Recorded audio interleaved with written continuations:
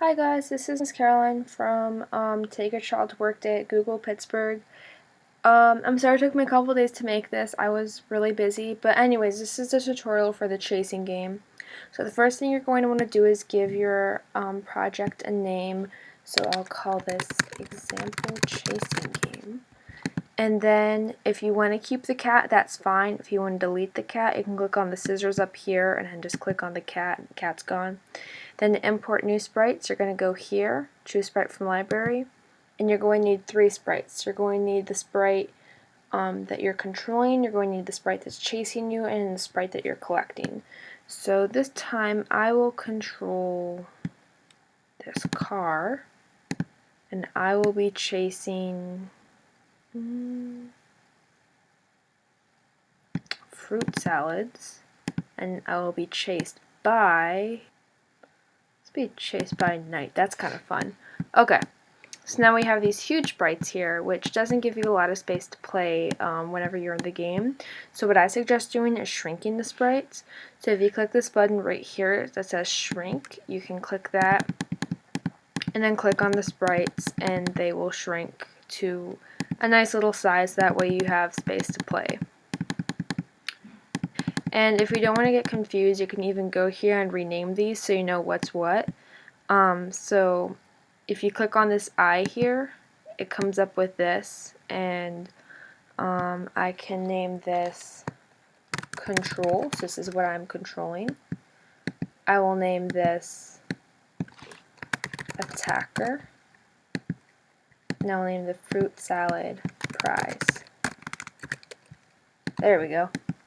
So now the first thing we do is we need to make sure that we can control this. So we're going to move it with the mouse keys. In order to control it with the mouse keys, we need to code that. So we're going to go to Events.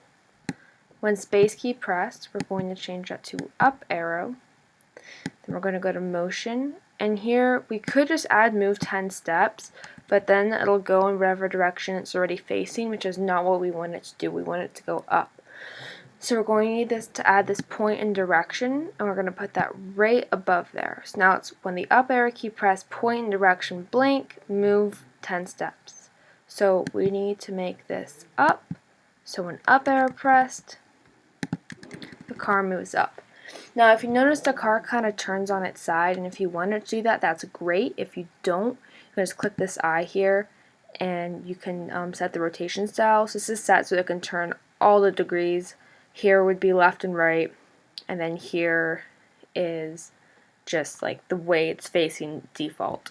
So I like to do left and right. It's up to you though. An easy way to do this, instead of going back and like dragging all that code over again, is you can just right click on the top of this and click on duplicate 3 times, and then you can just change these values: down arrow down, right arrow right, and left arrow left. And if you want these to be more aligned, you can actually right click on this gray space here and click clean up, and then it looks prettier.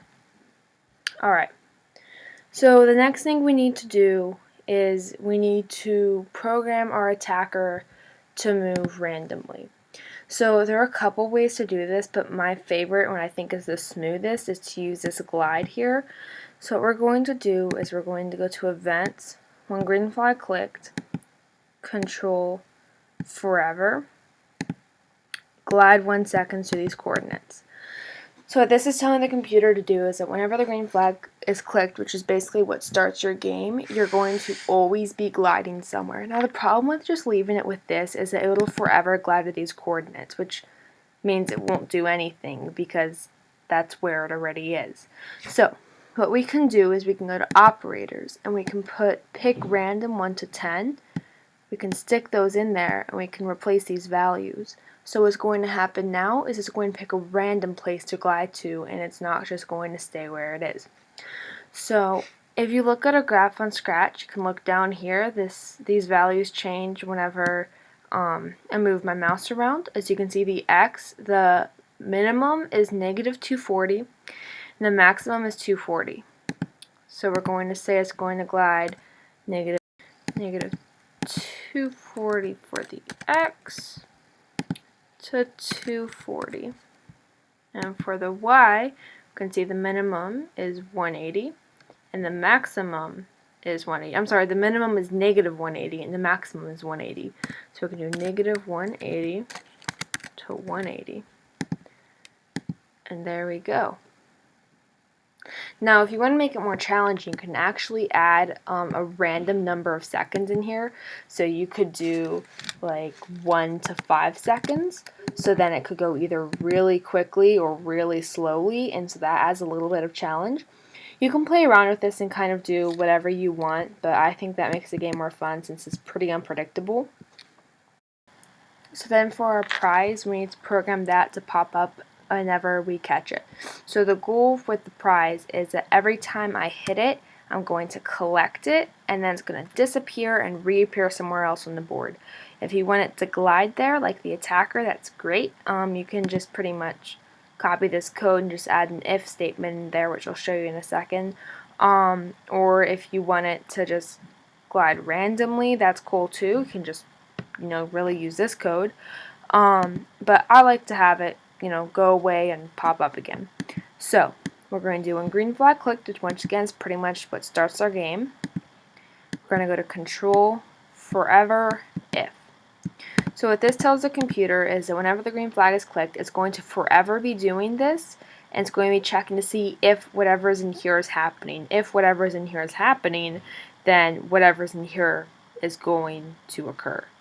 So it's a little bit hard to wrap your head around, but yeah, basically if this happens, something else is going to happen. If not, it's just going to keep checking it. So we're going to go to sensing, and we're going to select touching and put that in there. Touching control, because what we want to have happen is every time it touches the control, this is going to happen. So we're going to go to motion, and we're going to select go to, and we're going to put our random coordinates in there again. So remember, the x is negative 240 to 240, and the y is negative 180 to 180. So let's see how that goes. There we go, perfect. So now what we need to do is we need to add variables. We need to have a variable for your score, we need to have a variable counting the amount of lives you have left, and we need a variable counting how many times you collected the fruit salad or whatever your prize is. So for that, we're going to go to data, and we're going to click make a variable. So my first variable will be score. And you want to make sure that's for all sprites, not for this sprite only, for all sprites. My second variable will be, let's do fruits collected, and then my third variable will be lives. So now we get to add all of these into our code. So let's start with the attacker. We're going to say when green flag clicked, forever if touching control, change lives by -1. So now the problem with this is, if you see, it goes down really quickly because I don't have time to get away. So what you want to do, so that you don't end up with negative a lot of lives, you want to add a wait in there. So you're going to go to control, I'm going to add a wait 1 second. I like to make it maybe like 0.3 seconds because that's, enough that the computer has time to get away, but the user doesn't notice. The reason you want to do that is because that way, here, let's set this back to 0. See, yeah, it's a bit slower, so you actually have to really touch it. And actually, that's still kind of fast. I don't know why it's doing that. So, I mean, we could make it 1 second. I think that would be okay. Okay, and I'm going to also change the score. Let's say -10 to make it easy. And for the prize, we're going to do the same type of thing, except that we're going to change fruits collected by 1, and let's add 35 to the score. So this is great. Now whenever we hit things, we have lives that go, we have scores collected, but as you notice, the variables are the same as they were in the last game at the beginning of the game. And this is because we haven't set the variable when the game starts.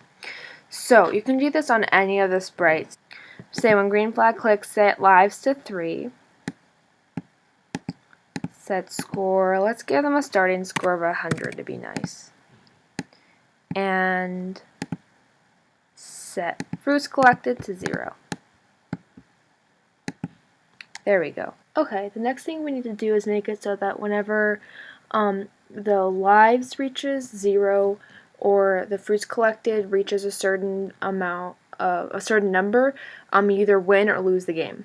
So what we're going to do for this is we're going to go to stage and we'll say events when green flag clicked, forever if then, and we're going to go to operators and we'll find a little widget in here, and we'll find a little button in here that has blank equals blank, and we're going to put that right in the middle, so if blank equals blank, then something happens.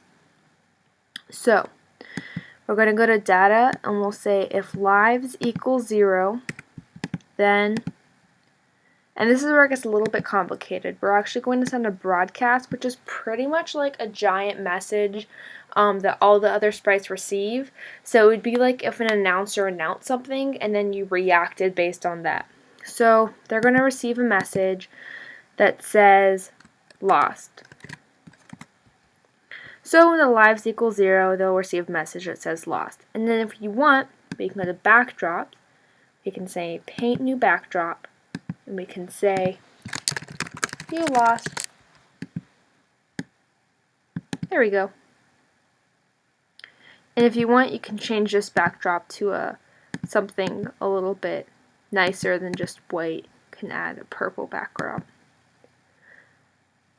You can add a purple background. Alright, and we'll do the same thing here. We'll just right click and then duplicate. And we'll do if fruits collected, let's say 10 fruits. Then broadcast 1. And we can go here and add a new backdrop and say you won.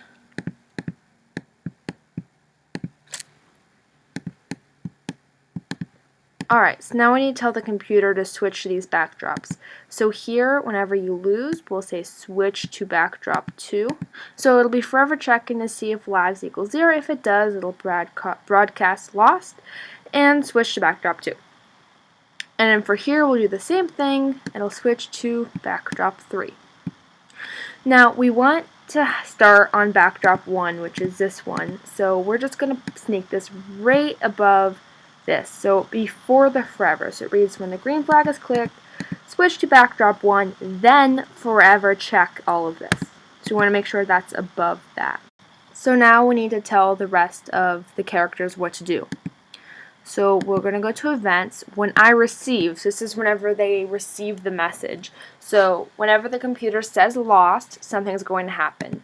We're going to say hide. We have all the characters hide.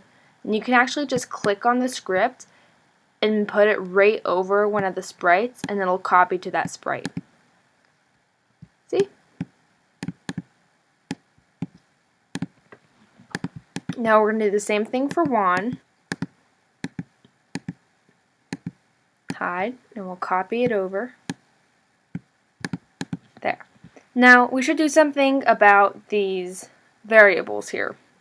We'll say that they should hide. So we'll say when I receive lost, and you can just put this on one of the sprites. Hide variable lives. When I receive 1, hide variable lives, and then let's hide fruits collected, and that will just make it prettier. Now, since we told everything to hide whenever this is received, we probably want to make them show at the beginning of the game. So this is pretty simple. We're just going to say events when green flag clicked, looks, show. And just copy that to the other two sprites. And then on this one, just select Show Lives and Show Fruits Collected.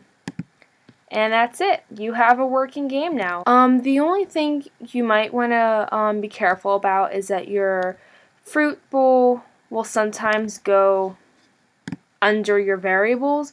So you can either line your variables up here and see where your y is and make that the limit. So for example, I could just put them down here.